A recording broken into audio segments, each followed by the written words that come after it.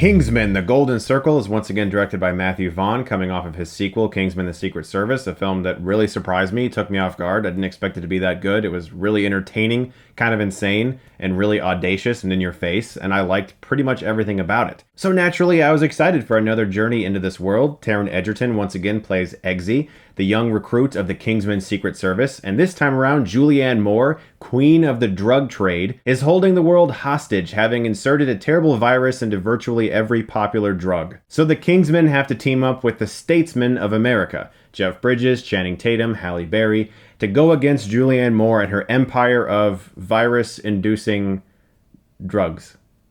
So, I mean, sounds good, right? It's pretty crazy. It wouldn't make sense for me to go into the sequel to Kingsman expecting something that wasn't insane. The first movie was so over the top and enjoyably so that I was hoping for a similar experience the second time around. But this does suffer in some ways from trying to put way too many things into one movie. Sometimes a sequel tries to be bigger and better, so they go for a better villain or more action sequences or more special effects.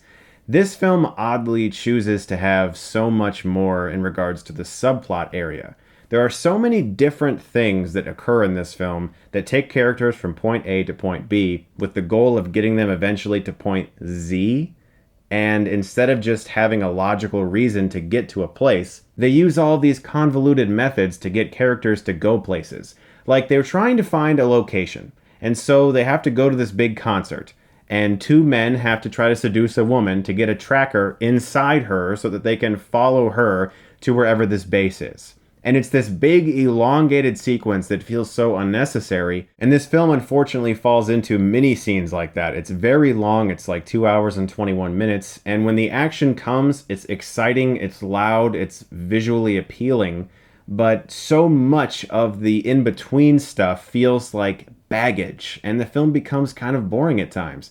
This was a disappointing movie for me. It has a lot of the things that I liked about the first, namely its subversiveness, its irreverence, but it doesn't have anything that made it feel fresh. I like Julianne Moore quite a bit as the villain. She was giving a very fun performance.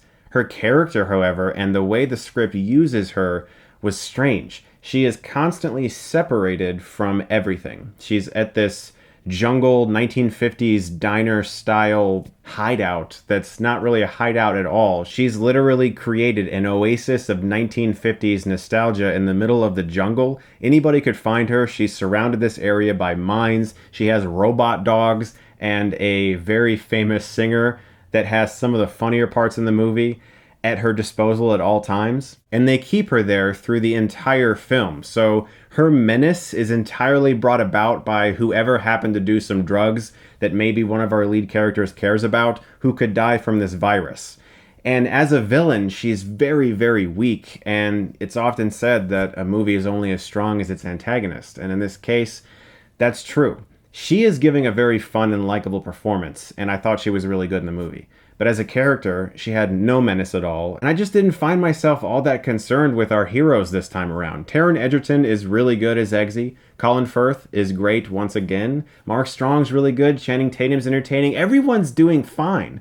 There isn't like a weak link when it comes to the performances. You can tell that everyone is really trying to make a good movie. And the biggest praise that I can give this film is the cinematography. We'll talk about the cinematography and the action sequences, but aside from that, conversation scenes, location photography of sets and places they visit, the One Perfect Shot Twitter is going to have a ball when this movie comes out on Blu-ray because it's really well shot. Everything looks perfectly symmetrical. It's a really beautiful looking film. Let's talk about those action sequences. While they are kind of visually appealing, this one went really far with the using CGI to stitch shots together to make it all look like one unbroken take. And sometimes it can get very jumpy and jittery, and it just doesn't feel like you're watching something that's actually happening.